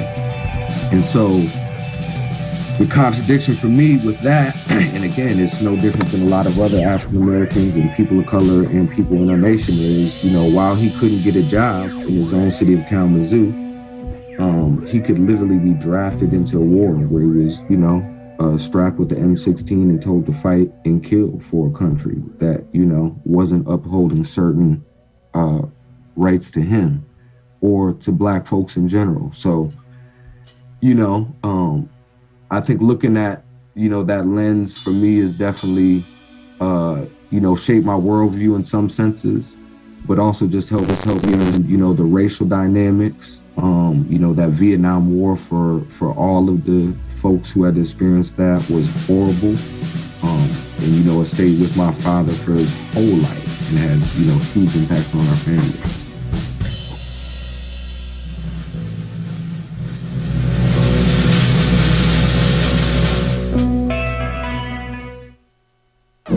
Hey, this is DJ Odorico, host of Drum the Bass, every Thursday night, 10 p.m. to midnight on 89.1 Wider FM.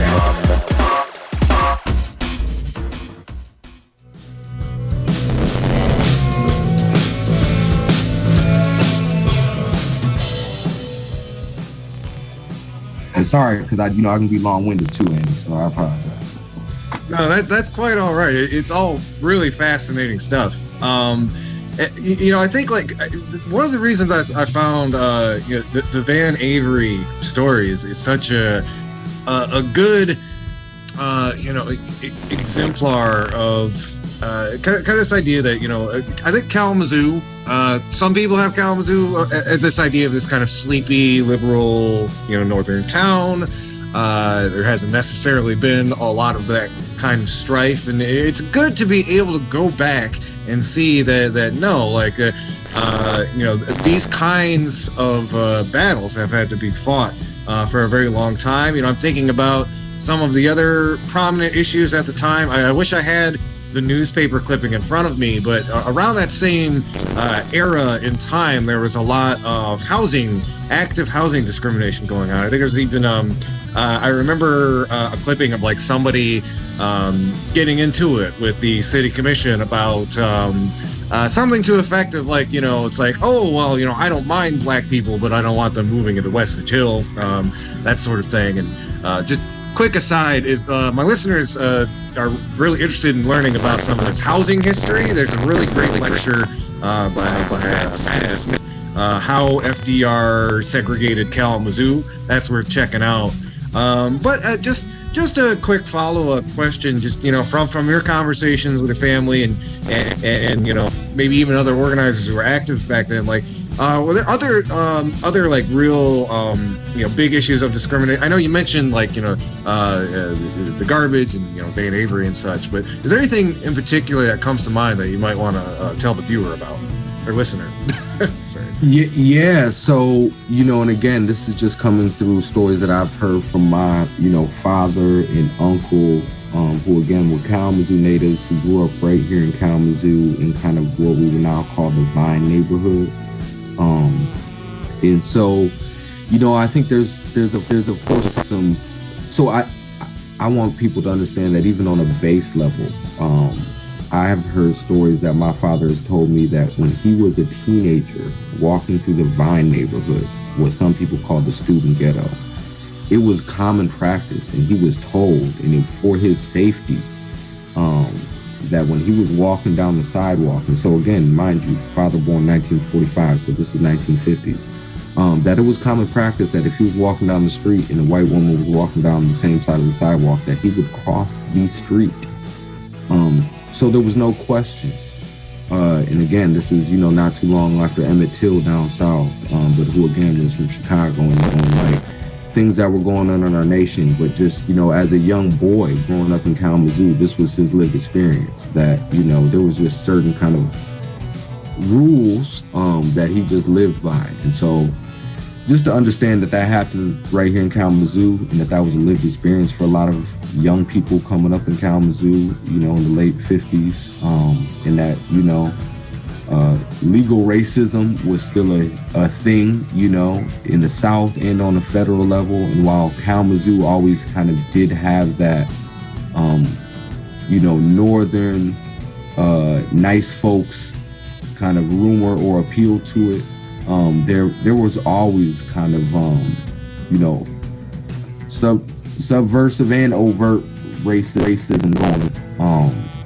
And at the same time, there was always organizing going on. And like, depending on how far back we want to go, we can look at different stories around organizing and resistance. And, even to the late 1800s, when we're talking about, underground railroad resistance going on in Battle Creek, like the, Kentucky Raid, where, white allies and escaped slaves were literally, fighting in arms against quote unquote slave catchers who were coming from the South to, collect their property, which was African Americans. But like, there's many stories, and I think, there's efforts, and we could probably do a lot better job as community organizers to kind of help tell the stories and have that in a more accessible location.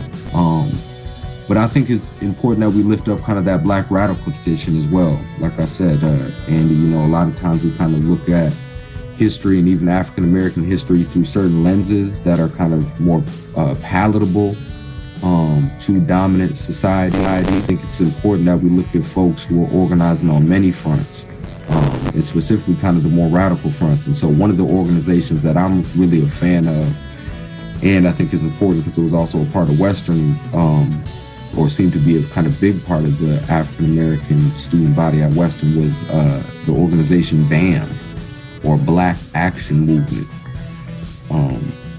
And so I'm not sure how much have you looked them up much, Andy?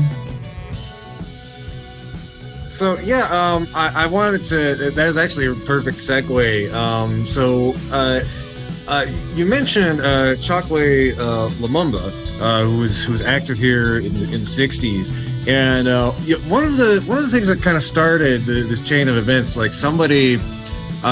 Just a friend of mine asked me, it's like, Andy, was there ever a Black Panther Party chapter in Kalamazoo? And I didn't know the answer. And also, I was having a hard time really finding anything. It's by the way, one of the neat things about the Kalamazoo Public Library, they have archives of local newspapers going back almost 150 years. Although, yeah, if you look up Black Panther Party in there, I mostly got high school sports stats, but it is important to really highlight there has been some of the more kind of that Black radical tradition right here in Kalamazoo, because I think a lot of people, it's kind of like what I was talking about with the civil rights movement, where a lot of the stories we do here are either like the Black Panthers organizing on Chicago, or the Young Lords out of New York.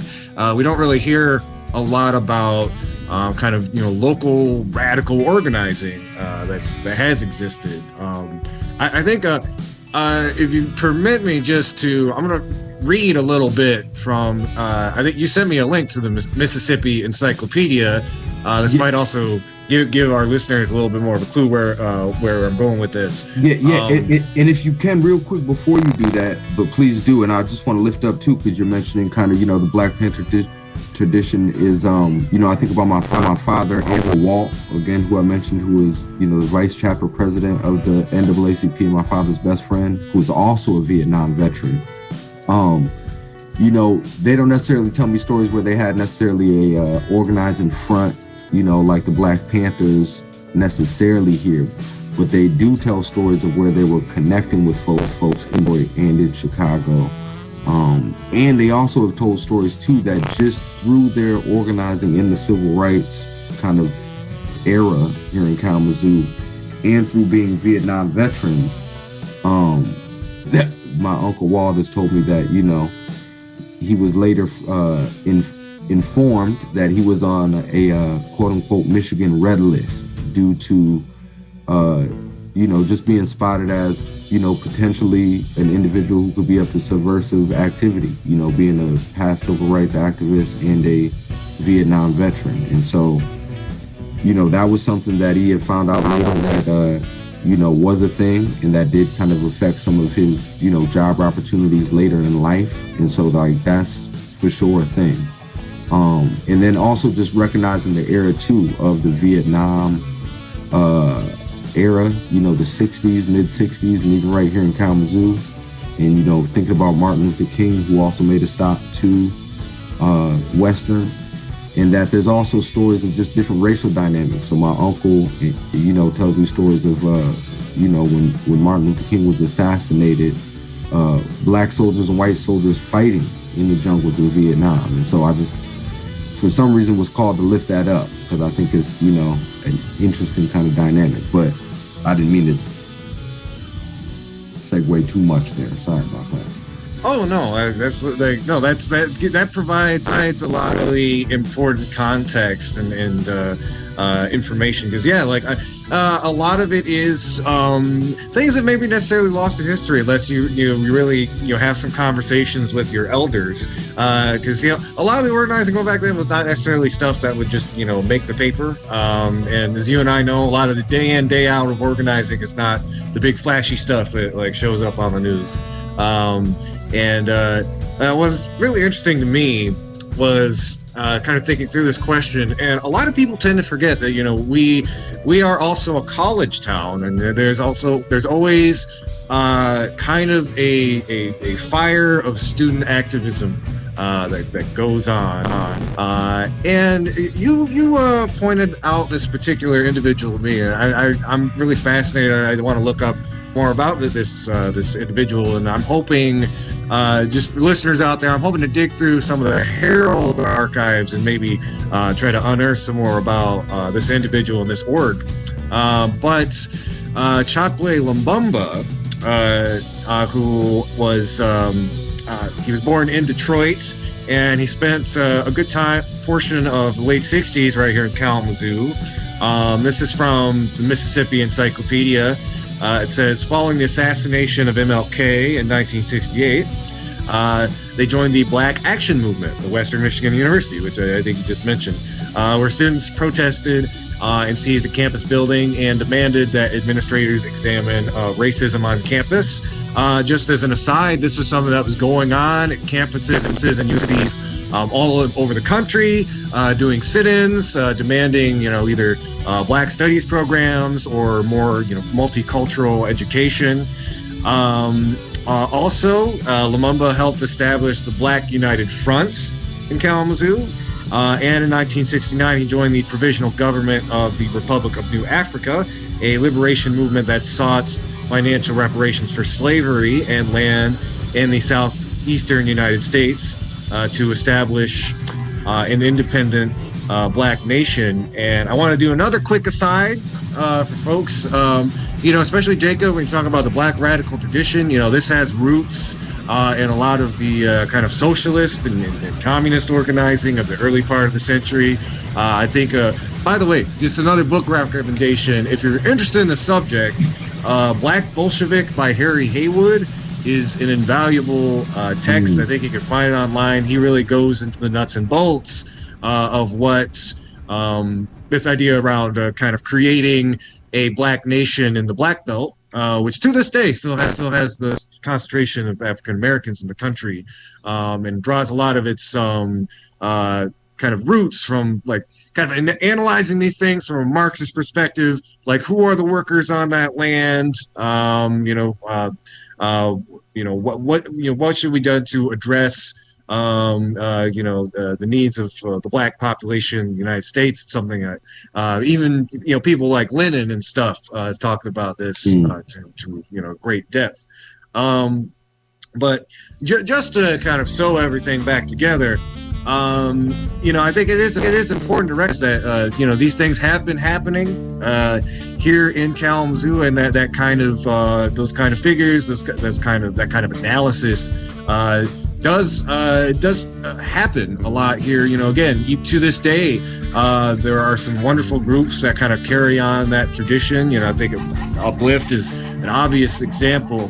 And it's really fascinating to kind of chart the historical continuity of these groups. Again, there's not really a ton of information out there about them. And I don't really have a question to follow up with that, Jacob. I was wondering if you have any particular thoughts or responses to they're talking about Chokwe or some of the organizing that was going on here that kind of is part of that radical tradition.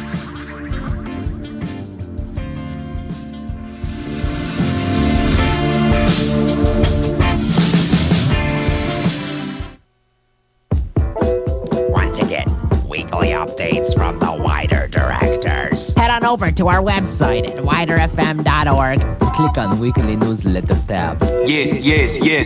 The newsletter come up. I want to really read about all DJs, what they listen to, all these announcements. You can also find an invite link to our Discord where we post updated information about upcoming shows, events, and all things Wider.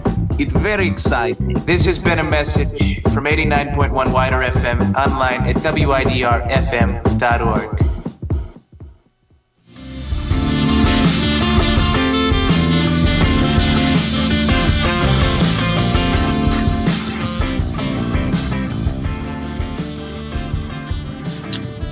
Yeah, appreciate that. Yeah, it's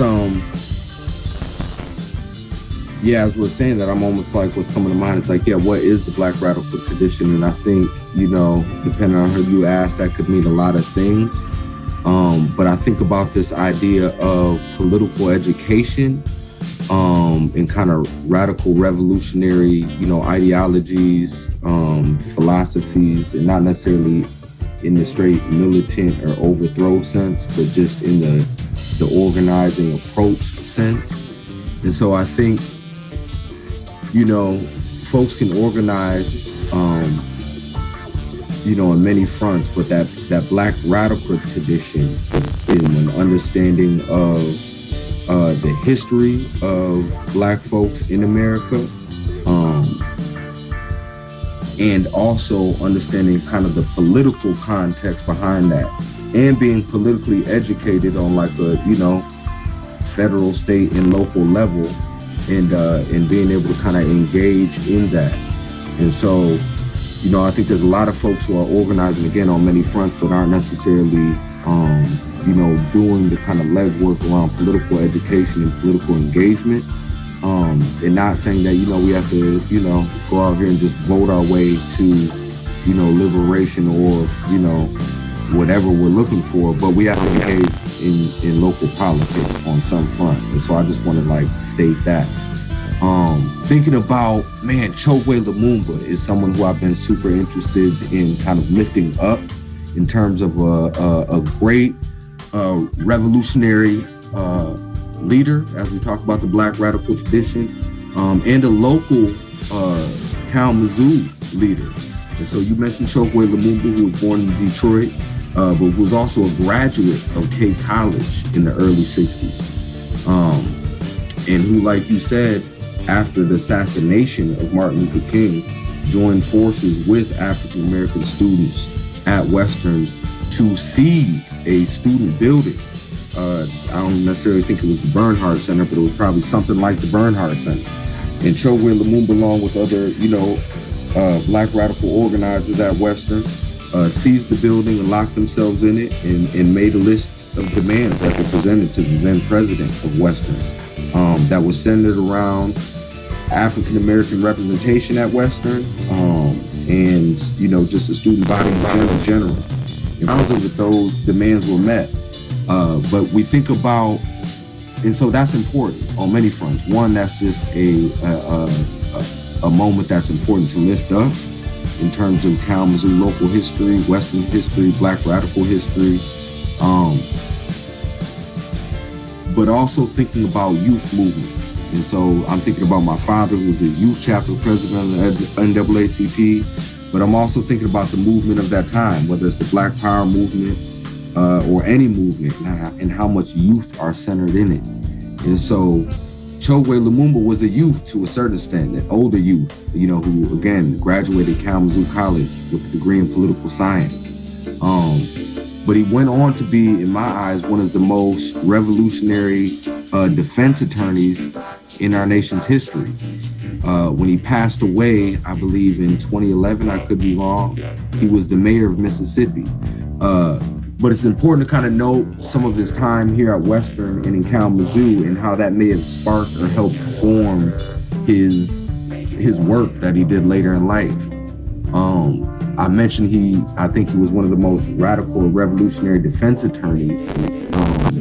And I should mention that, currently I do work for our local public defender's office for my 9 to 5. So shout out to the Kalamazoo Defender's Office. And it's part of the reason that I'm interested in Chokwe Lumumba.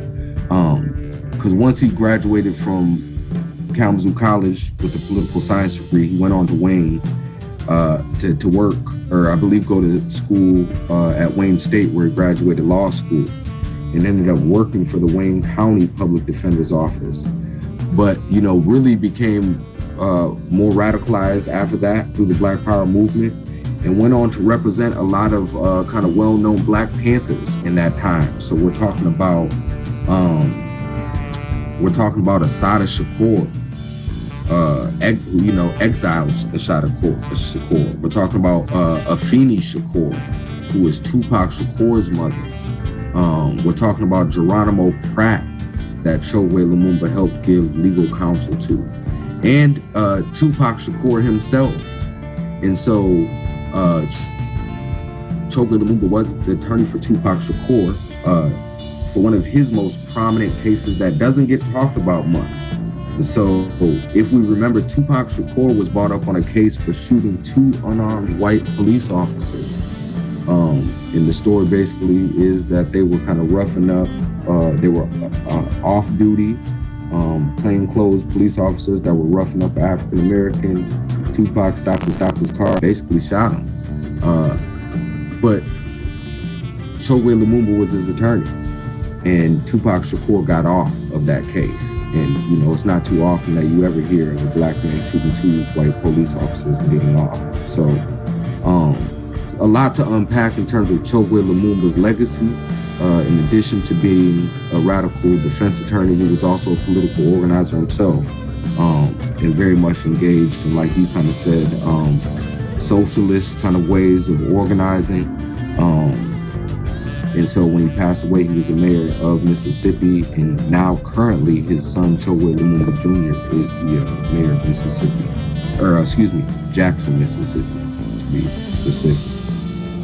Yeah, actually, I did want to highlight that bit real quick. Like, again, and this is just like that very quick article from the Mississippi Encyclopedia, but there's fascinating stuff about him organizing people's assemblies, during the wake of Hurricane Katrina, helping coordinate mutual aid. And for those who don't know, Jackson, Mississippi is a very interesting city. Even talking about Lumumba himself, that was kind of the response to a huge populist groundswell Jackson, you know, in a lot of ways is very similar to Kalamazoo. There's a handful of billionaires. There's an active contestation between the city's upper class and kind of the working class black majority. He reminds me a lot, like his mayorship. It's like I've looked up stuff about Jackson in other contexts. So it reminds me a lot of like the sewer socialists of the 30s out in like Milwaukee and stuff. It's like very bread and butter stuff, focusing on infrastructure. And again, this is 2013. You know, we're still we're talking about like what happened in Michigan and Flint and Benton Harbor and other places. It came from this kind of response from a lot of the working people of Jackson who were sick and tired of their lives basically being run roughshod by the rich. So they ended up electing somebody with Lumumba's bona fides. It's probably spend even a lot more time talking about that, but we got to do a whole project on Chokwe Lumumba. I think he got a lot of his foundation and roots here in Kalamazoo, and he's a national leader in terms of just the work that he was about and represented. He was to a certain extent a black nationalist, a founder of the Republic for New Africa, but very, very much a radical, very individual who was, deep in the black radical tradition. So I'm definitely interested in doing some more research and uplifting his legacy here in Kalamazoo. Yeah, definitely. So it feels so hard for us, like, now let's go a little further at time. Like, this could be a whole series, I'm sure. And I hate like trying to summarize all this stuff. So I wanted to go a little bit more recently, I know a little bit of personal histories just growing up in Edison and stuff in the 90s. But I was wondering if we could just from some of your research, going through the 70s and 80s, if you have any pertinent story and 90s pertinent stories from that kind of era of neoliberalization. I know a lot of the stuff we've covered is focused on the civil rights movement, but that's kind of an area that I don't know a ton about, and I don't want to put you on the spot here if don't have a ton of prepared for that, but I was just curious, in doing a lot of your historical family research, anything notable from that era of counter-revolution? Yeah, well, so again, I'm a fourth generation Kalamazoo resident, and that's coming from family members who identify as African American.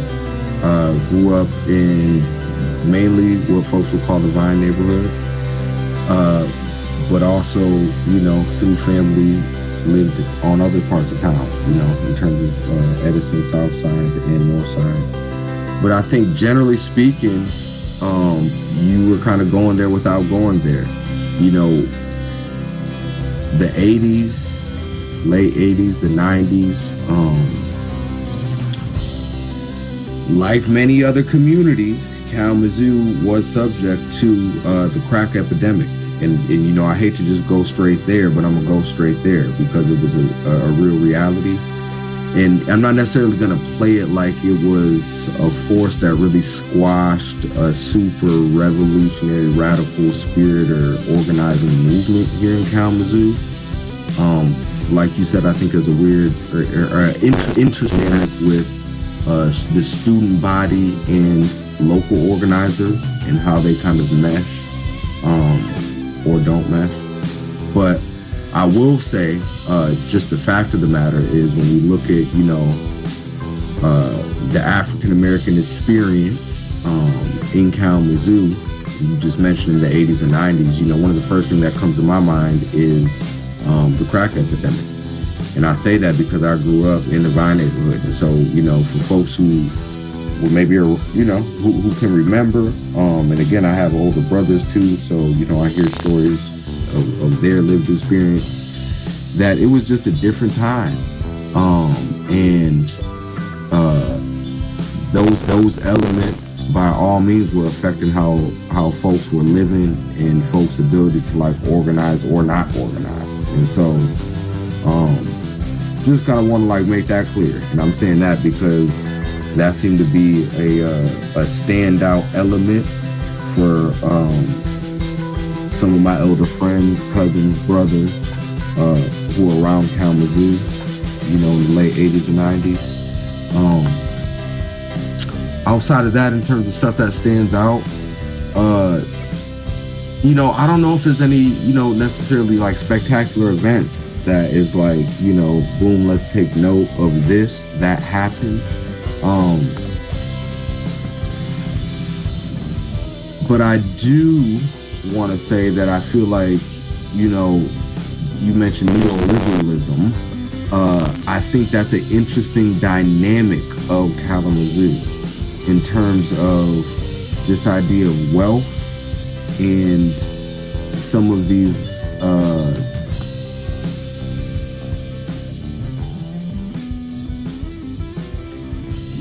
things we see. Y'all are listening to 89.1 WIDR Kalamazoo. In our community, in terms of like the extreme amount of wealth, the extreme amount of resources, and at the same time, the extreme amount of despair. And so I guess the point I'm trying to make is like that's always been there. I think there's narratives that we're in conversations we're having right now in our community around certain topics that have really always been there. And so whether that's kind of like, houselessness, racial disparities, gun violence, like these elements have always kind of been in Kalamazoo, whether we've, talked about it or made them kind of front page news. And again, I think that goes back to kind of controlling our narratives and controlling the media. I feel you. And, I think like it's important, talking about, what's happened, more, recent decades. It really set the stage for a lot of things that we're dealing with now. We talk a lot on the show about the Foundation for Excellence, and again, that ties a lot into the way that many American cities just found themselves bankrupted at the end of the century because lack of investment, and also something that I think back, it's like when I was a little kid. There's I think the first vaguely political thing I did, there was this big march against violence over in the Edison neighborhood, and it was a college project I did about 10 years after that, and I tried to compile some data.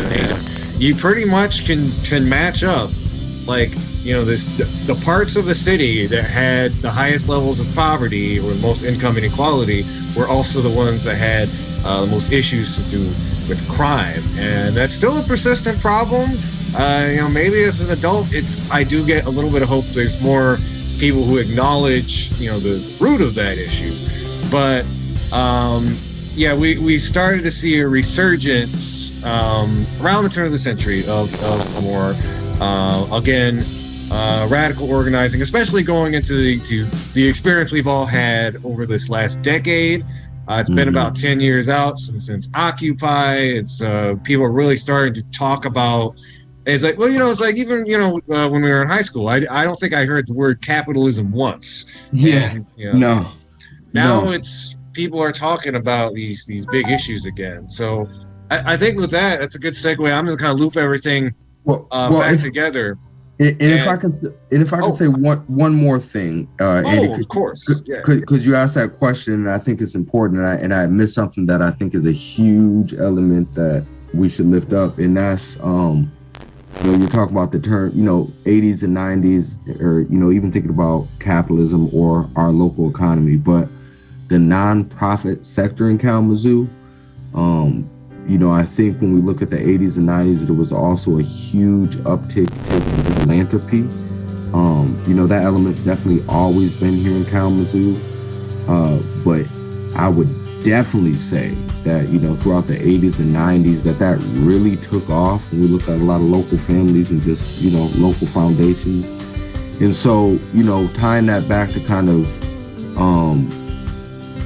radical organizing or Black radical organizing, you know, I'm clear that there's some dynamics between the nonprofit industrial complex and Black radical organizing. And so, you know, I think that's definitely an element that's still prevalent in Kalamazoo in terms of like, you know, folks getting paid from the grants, man. And like, yo, at a certain point, you know, if you're comfortable, how much, you know, yelling and screaming are you going to do if it's going to, you know,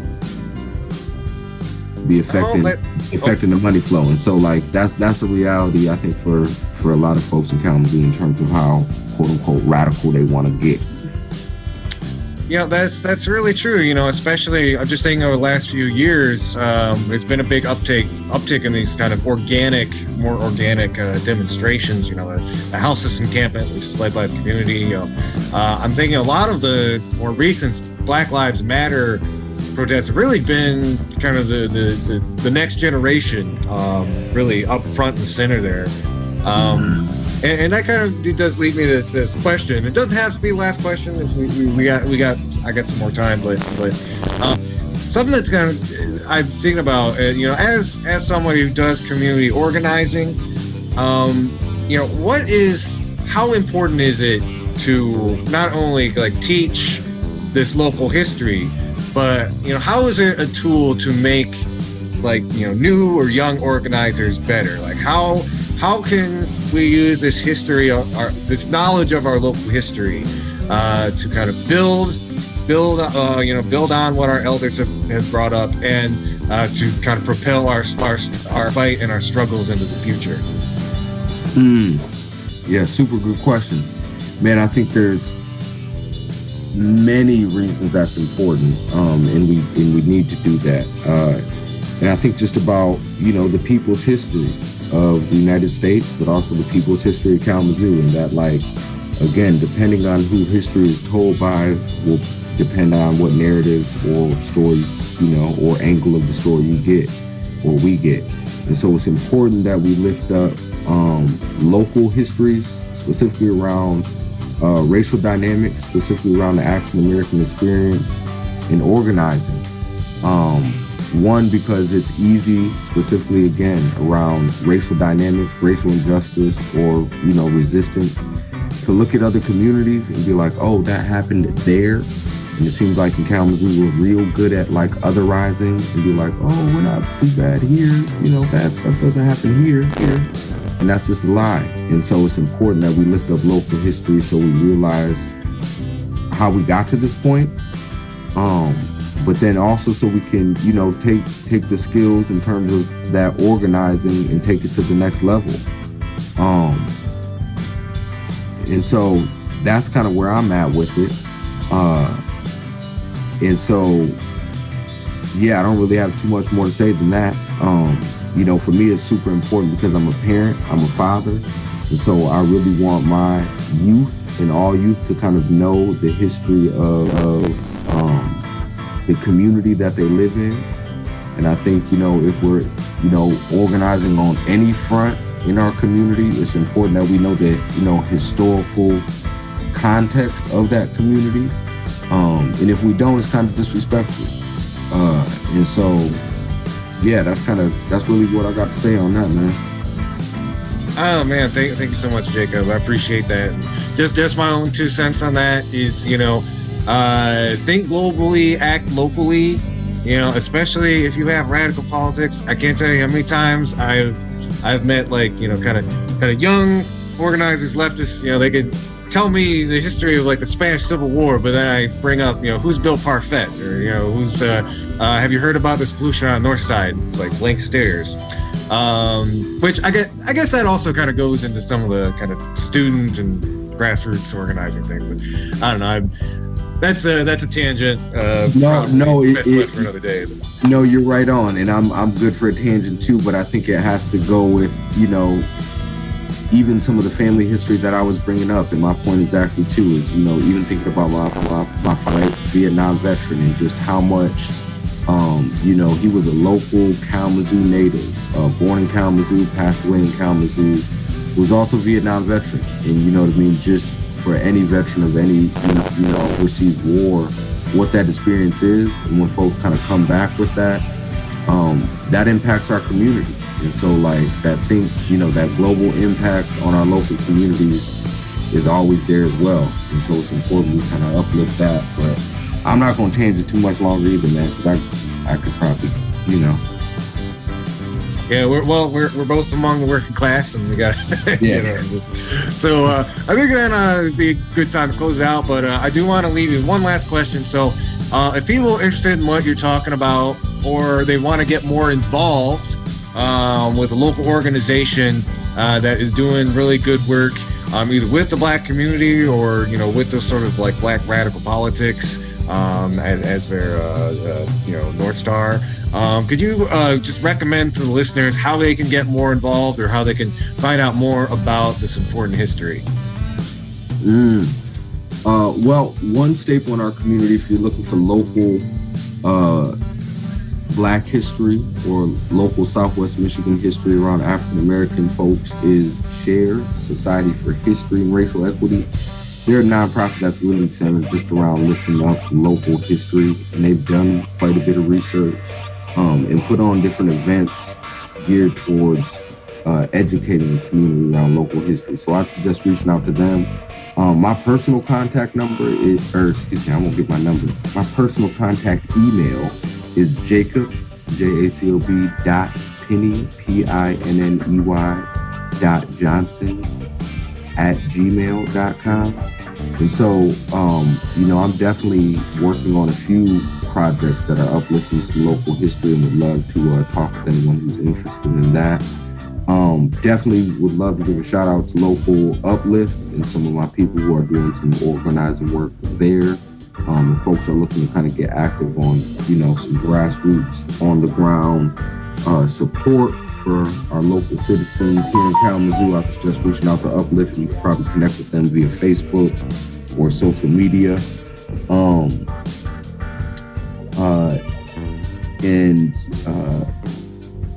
Another initiative that's going on here in Kalamazoo, folks are kind of looking to get engaged on more kind of a radical front, would be the Urban Democracies. And you can probably, again, find them on Facebook or Google, Kalamazoo Urban Democracy Feast, to kind of connect with some local folks doing some good work. And so that's where I name off the top of the head, man. Okay, thank you so much, Jacob. I think we're going to go ahead and wrap things up. But again, I want to just thank you for taking time out of your schedule. It's been really, really incredible conversation. And again, all y'all out there in Radio Land, if you like what you heard, you can either hit up Jacob or check out some of those organizations we were just talking about. Anyway, thanks, Jacob. You have yourself a fantastic evening. All right, appreciate you, and you too.